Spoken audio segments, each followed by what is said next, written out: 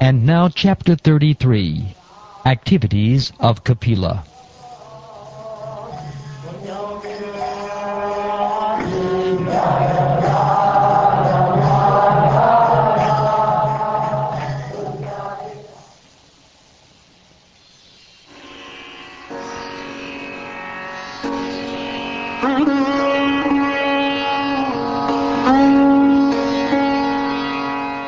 Sri Maitreya said, "Thus Devahuti, the mother of Lord Kapila and wife of Kardama Muni, became freed from all ignorance concerning devotional service and transcendental knowledge.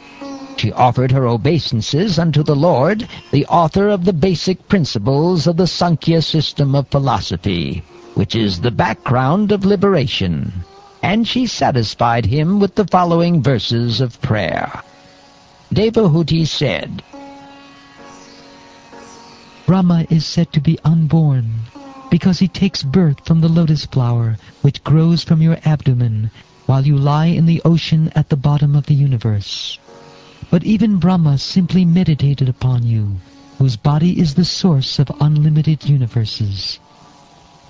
My dear Lord, although personally you have nothing to do, you have distributed your energies in the interactions of the material modes of nature, and for that reason the creation, maintenance, and dissolution of the cosmic manifestation take place.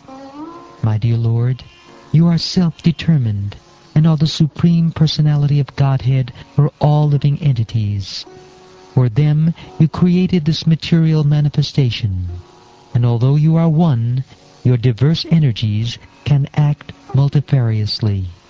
This is inconceivable to us. As the Supreme Personality of Godhead, you have taken birth from my abdomen. O my Lord, how is that possible for the Supreme One, who has in his belly all the cosmic manifestation?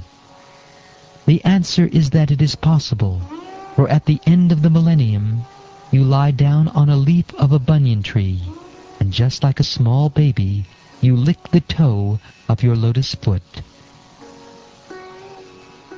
My dear Lord, you have assumed this body in order to diminish the sinful activities of the fallen, and to enrich their knowledge in devotion and liberation.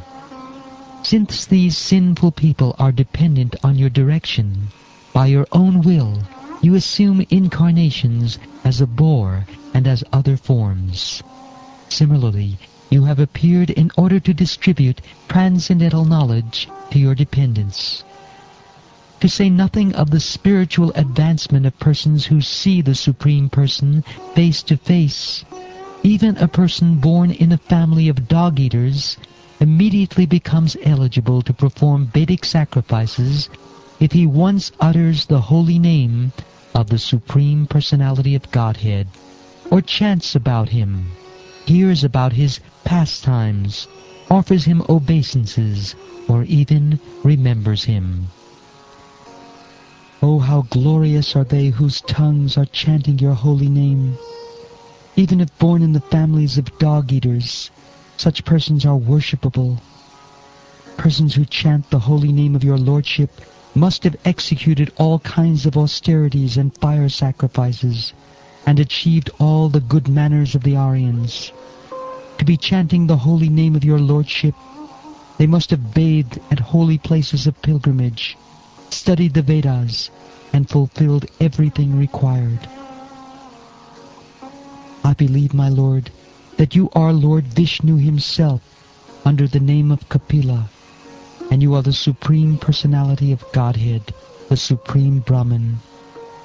The saints and sages, being freed from all the disturbances of the senses and mind, meditate upon you, for by your mercy only can one become free from the clutches of the three modes of material nature. At the time of dissolution, all the Vedas are sustained in you only.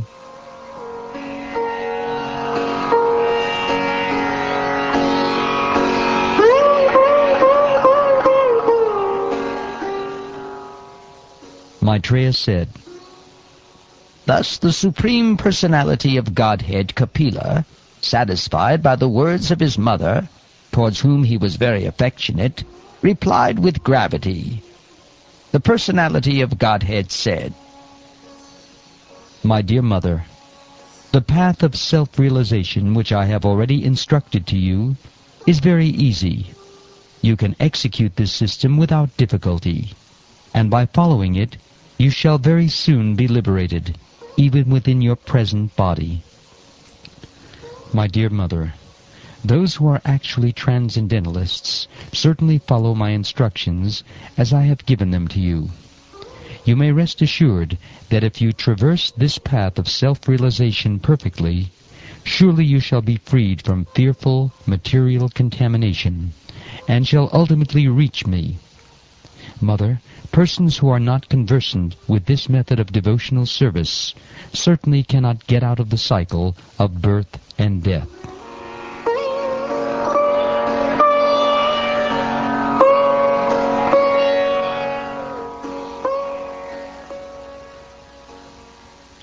Sri Maitreya said, The Supreme Personality of Godhead, Kapila, after instructing his beloved mother, took permission from her and left his home, his mission having been fulfilled.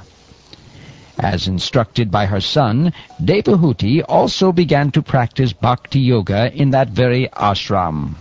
She practiced samadhi in the house of Kardama Muni, which was so beautifully decorated with flowers that it was considered the flower crown of the river Sarasvati. She began to bathe 3 times daily, and thus her curling black hair gradually became gray.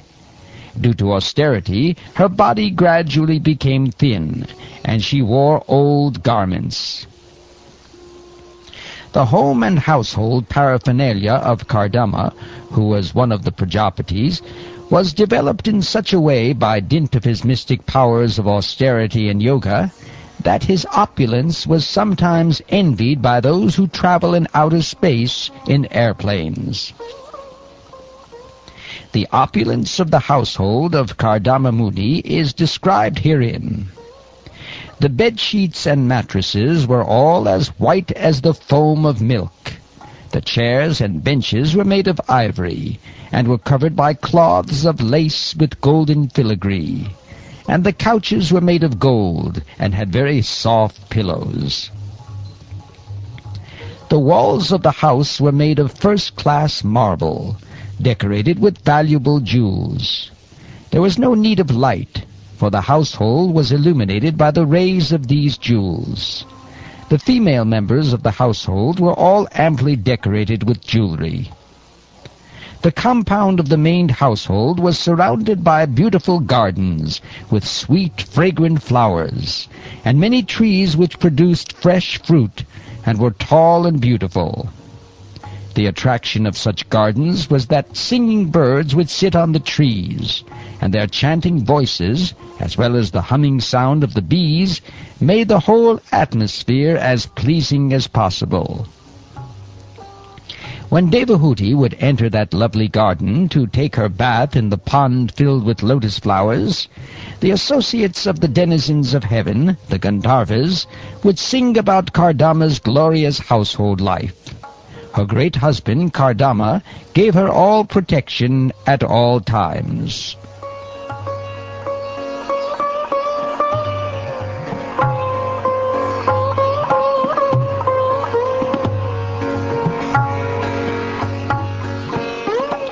Although her position was unique from all points of view, saintly Devahuti, in spite of all her possessions, which were envied even by the ladies of the heavenly planets, gave up all such comforts.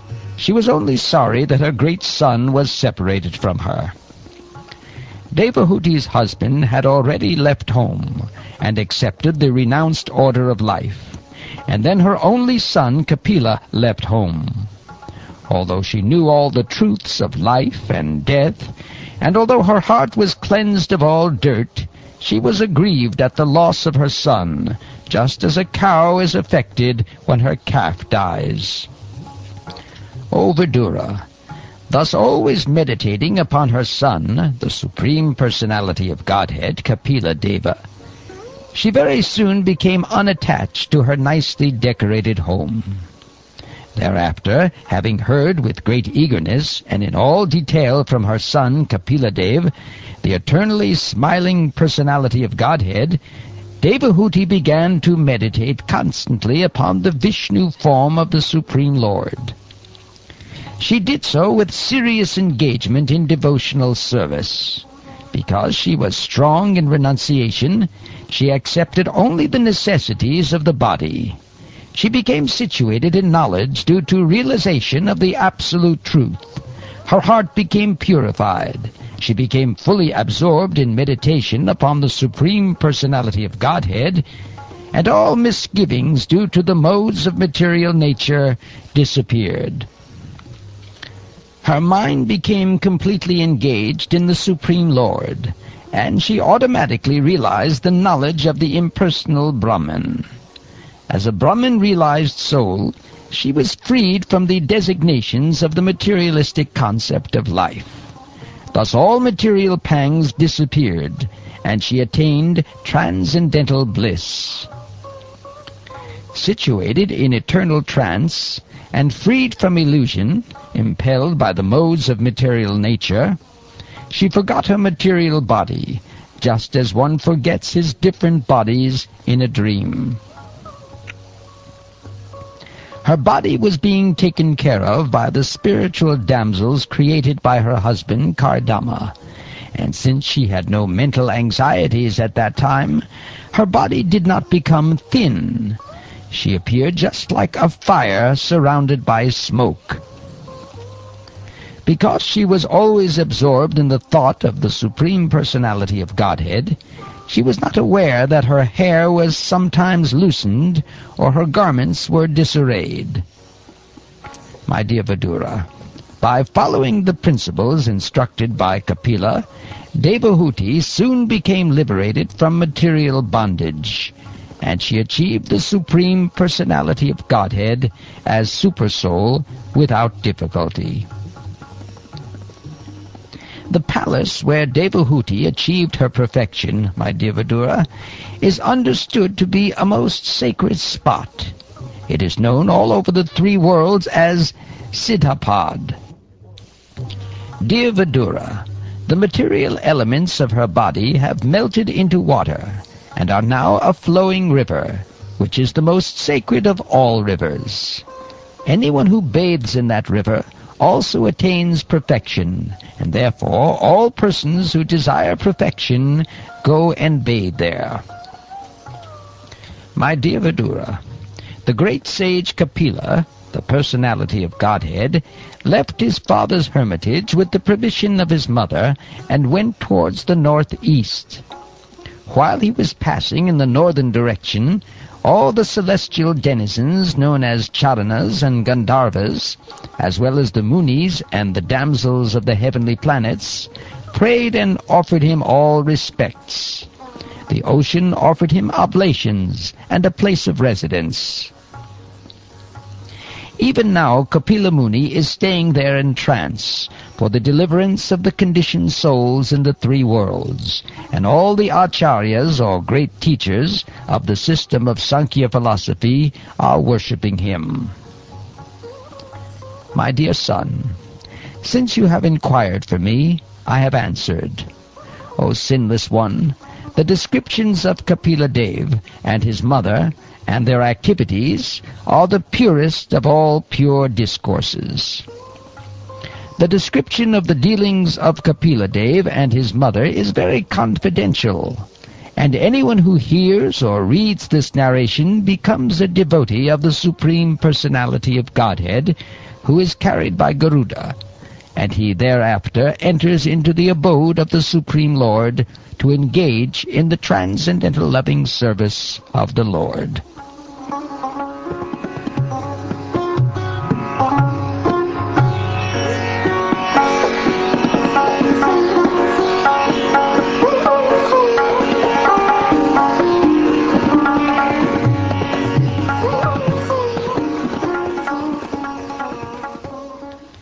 Thus ends the 33rd chapter of the 3rd canto of the Srimad Bhagavatam, entitled Activities of Kapila. And this ends the 3rd canto.